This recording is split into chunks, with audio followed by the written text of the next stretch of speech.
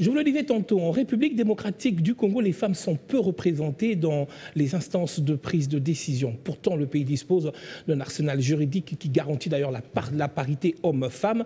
Certains acteurs de la société civile continuent ici à pointer du doigt l'État. D'autres évoquent la faible implication des femmes. Des années après, il faudrait le dire. Comment comprendre cette situation dans un contexte de démocratie où les femmes se sentent imposées, d'ailleurs continuent à le faire dans divers secteurs de la vie publique? C'est donc le deuxième dossier.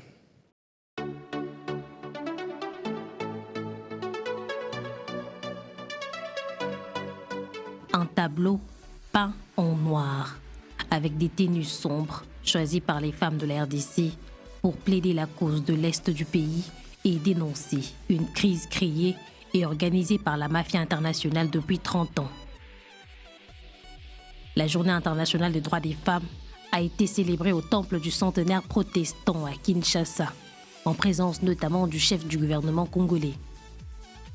Près des lignes de front, les femmes déplacées et leurs familles continuent à espérer en une paix promise il y a longtemps, la fin des bruits des armes qui tardent à venir. À Kinshasa, l'écho a retenti. Pourquoi nous célébrons la femme et pourquoi nous sommes ici?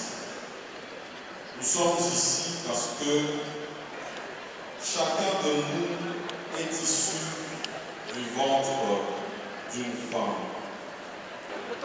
Et pour ce jour particulier, où nous sommes tous habillés en noir, où nous sommes en deuil pour nos femmes, nos sœurs, nos mamans, nos grands-mères, nos filles qui souffrent, particulièrement à l'est de la République démocratique du Congo. Simultanément dans les provinces du pays, l'élan quasi similaire était pris pour dénoncer les atrocités dans l'Est, dont les femmes sont des principales victimes.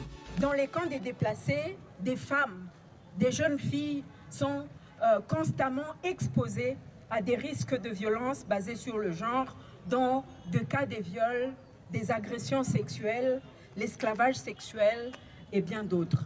Par ce mémo, nous rappelons au président de la République, Félix Antoine Tshisekedi, à une action urgente et concrète pour mettre fin à la guerre et à la violence qui détruisent malheureusement la vie des femmes et des enfants et qui renforcent les inégalités entre les hommes et les femmes.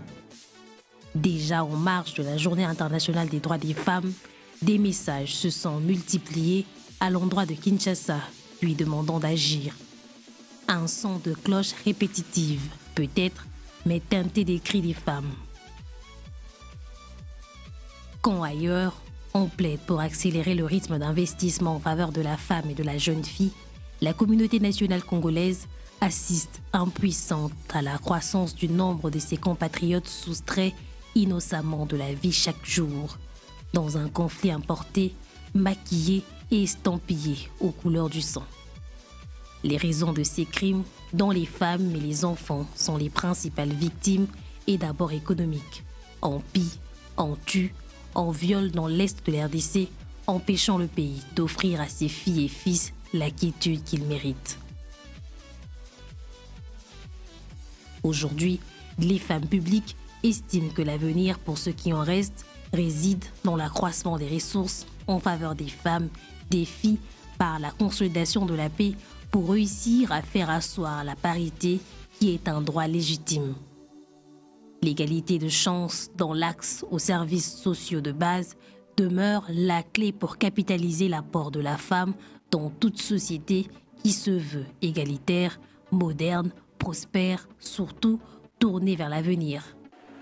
De la base au sommet, de faire le bilan de la situation des femmes, d'en dégager les acquis et les défis afin d'améliorer davantage leur vécu quotidien qui est, en fait, celui de toutes nos familles et communautés particulièrement fragilisées, décimées et en errance à l'est de notre pays.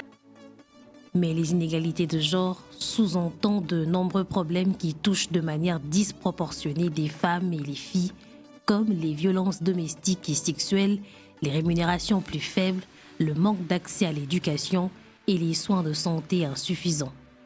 Il faut ajouter à cela les traditions, la pauvreté, les tâches domestiques, les mariages forcés et précoces, les grossesses précoces comptent parmi les tares qui pèsent sur les vœux de l'autonomisation de la femme en RDC.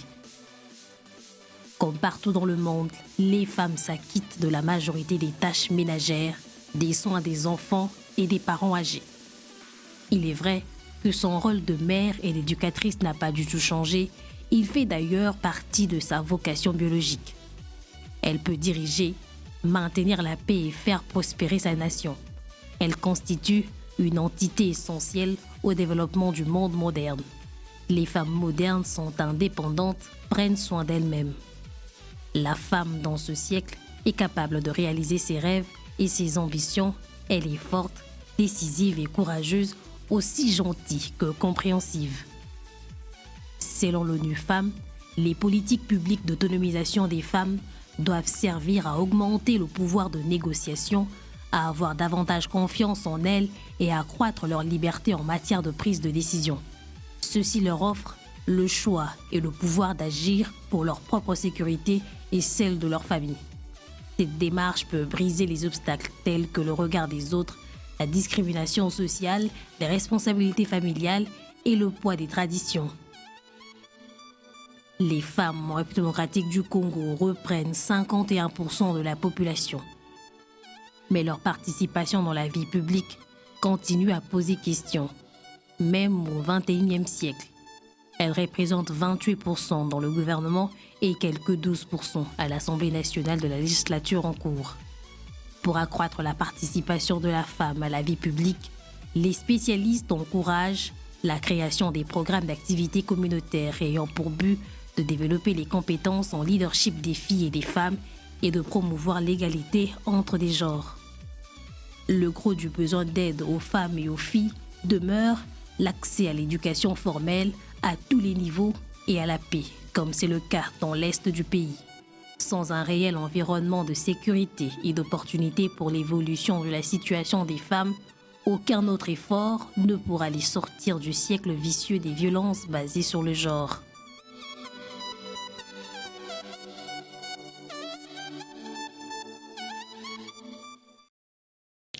Madame Catherine, on va revenir sur la chute de ce reportage, de ce dossier. Est-ce que vous pensez que la femme aujourd'hui n'a pas plus d'opportunité ou pas d'opportunité de s'affirmer de plus en plus? Merci. J'étais en train de suivre avec attention la présentation du topo de la situation de la femme. Et je suis partante et je me dis que je me rallie à ce qui a été dit. Mais quelque part, je ne suis pas si défaitiste que ça, ou pessimiste et estimer que les femmes ne sont pas là. Moi, je me dis que les femmes sont là de tout le temps. Elles ont été là. C'est minime, 12% mais par exemple. c'est faible dans le sens que pour la vraie politique, c'est-à-dire la politique au niveau du Parlement, ça reste encore un grand défi. Parce que la population n'a pas encore compris que ce sont les hommes et les femmes qui ont la charge de contribuer à l'émergence de notre pays. Et une fois ensemble, ils peuvent amener des solutions aux problèmes.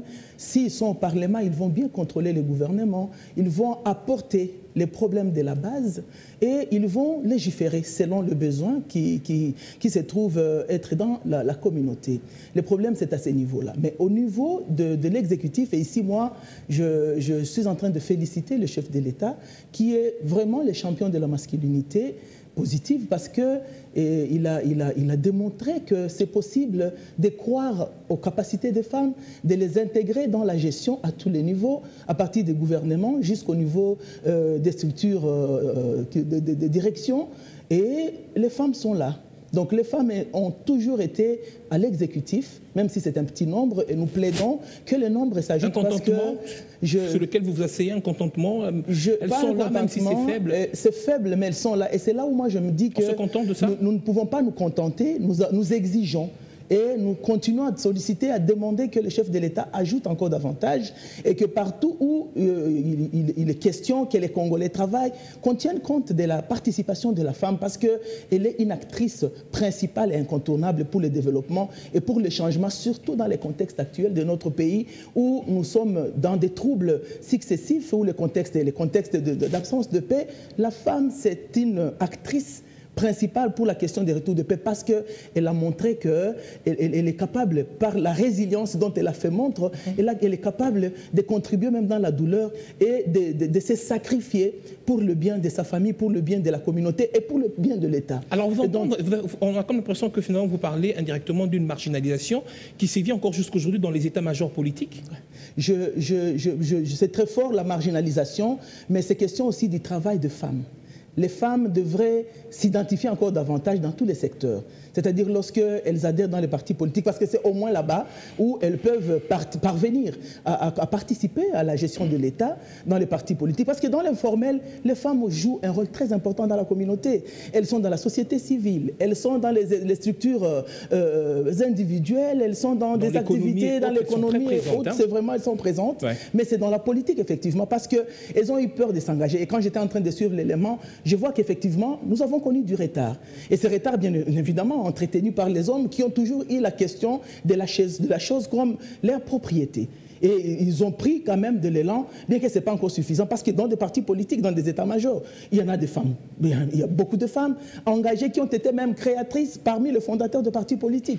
Pourquoi ça ne s'ajoute pas? C'est question de faible sensibilisation. Moi, à mon niveau, je me dis, c'est une faible mobilisation des femmes par le parti politique qui ont un rôle très important à jouer pour que ceci soit effectif, que la parité puisse être effective. Les chefs de l'État mobilisent les gens. Il est ouvert, il voudrait, mais ce n'est pas le chef de l'État qui va aller voter. Le mot d'ordre n'est pas suivi. Le mot d'ordre, il doit encore être suivi davantage. Parce que c'est sa vision. C'est la vision d'un Congo qui a changé, un Congo qui intègre, un Congo inclusif, et non plus un Congo qui exclut les autres. Je veux bien. Si nous allons un peu dans l'histoire de femmes qui ont participé à la gestion, c'est vraiment des femmes avec un cursus. Ne vous en faites pas, j'y reviens. Comme je le dis dans la question précédente, nous avons besoin quand même d'avoir un parcours convaincant. Le parcours qui est convaincant, c'est même dans nos partis politiques. Nous ne serons pas toujours là-bas pour applaudir les autres. Nous sommes là aussi pour montrer que nous sommes capables. Et nous l'avons prouvé. Nous l'avons prouvé pendant la campagne, par exemple, je vais vous dire, moi j'ai participé à la campagne électorale, j'ai été candidate. Et je fais le travail que je fais, je ne me vante pas, je sais que les gens ont suivi le travail que je fais. Et beaucoup d'autres femmes ont montré qu'elles étaient capables de beaucoup de choses. Mais quand nous voyons que sur base de tout le travail que nous avons fait et qui est seulement 12%, ce n'est pas encore suffisant. Donc le problème, c'est à ce niveau-là. Comment vous le justifiez? C'est en régression, contrairement à la législature passée? C'est en stand-by. Donc ça n'a pas changé. Parce que dans la législature passée, on était à 10%, on est à 12%. Ça n'a pas sensiblement changé. Nous nous attendions que nous soyons à 45%, même à 61%, pourquoi pas. Avec le travail, l'engagement des femmes. Partout, nous avons mobilisé des femmes. Au moins, moi, je dis, nous, quand je me rallie dans ma formation politique, les femmes ont été mobilisées à s'engager. Ils l'ont fait. Nos formations politiques ont mis des moyens. Pour que les femmes, ça s'engage, évidemment, les moyens sont faibles. C'est toujours faible, mais il faut avoir des calibres. Parce qu'on ne va pas y aller seulement. C'est un combat d'égal à égal. Là-bas, pour les élections, c'est un combat d'égal à égal. Et donc, les femmes, nous avons encore beaucoup de pas faire sur nous, mais nous voulons profiter de textes qui ne favorisent pas, mais qui nous donnent des droits au même titre que les hommes. Est-ce que vous êtes d'accord lorsque fait texte qui dit que la femme ne soutient pas la femme? Bon, malheureusement, dans la réalité, nous avons vu que c'est souvent l'idée, mais aussi la stratégie qu'on utilise pour détruire effectivement l'élan et le leadership de la femme. Bien évidemment, quelques femmes sont tombées dans ces pièges-là, mais nous continuons à faire beaucoup de sensibilisation, à demander beaucoup de solidarité entre les femmes. Parce que quelque part, nous constituons quand même un nombre important pour la composition de notre pays. Nous sommes quand même un nombre important. Si c'est 52%, donc c'est la majorité. Normalement, au Parlement, il y aurait plus de femmes que d'hommes. Dernière question, est-ce que vous pensez brièvement, est-ce que vous pensez que le chef de l'État devrait compenser ces 12% par une prochaine première ministre? Je serais peut-être incompris si je disais non. Mais moi, je dirais que le chef de l'État, c'est question d'une volonté politique vraiment ferme et il a été, on n'a plus à le démontrer parce qu'il a manifesté. Et si moi, je peux faire le plaidoyer ici, C'est pas mal que les femmes soient à tous ces niveaux. Les femmes ne sont pas incapables. Elles sont capables, elles l'ont prouvé. Moi, je reviens sur le gouvernement, là où le Sama 1 et Sama 2, où j'ai été. Les femmes n'ont pas démérité. Nous avons fait le travail, nous avons suivi la feuille de route du gouvernement et nous avons suivi les programmes sous la vision du chef de l'État. Et les femmes ont réalisé, selon la feuille de route, chacun dans son secteur. Nous avons fait ce que nous pourrions faire. Bien évidemment, on ne finit toujours pas. On n'a pas été excessivement parfaite, mais on a fait ce que peut-être les gens attendaient. Le travail a été fait et nous sommes fiers de ce travail-là. Et moi, je reviens d'ailleurs sur la célébration de ce 8 mars ici. J'ai assuré l'intérim du ministre des Genres qui est descendu à Goma. Il a été dépêché à Goma par le Premier ministre pour aller compatir avec nos sœurs et nos populations de l'Est. J'ai assuré et j'ai fait un discours. Il faut voir comment les femmes sont debout, comment les femmes sont déterminées à ce que les choses changent. Effectivement, ce sont des actions peut-être que les gens ne veulent pas beaucoup vulgariser, mais les femmes ont pris conscience. Les femmes ont besoin de la continuité, de la volonté politique pour leur garantir la sécurité, afin qu'elles puissent contribuer parce qu'elles ont montré qu'elles sont capables et elles sont prêtes à donner n'importe quoi pourvu qu'elles soient là et qu'on reconnaisse que ce sont des êtres humains capables et égaux par rapport à leurs homologues hommes. Voilà, nous allons prendre le dernier dossier.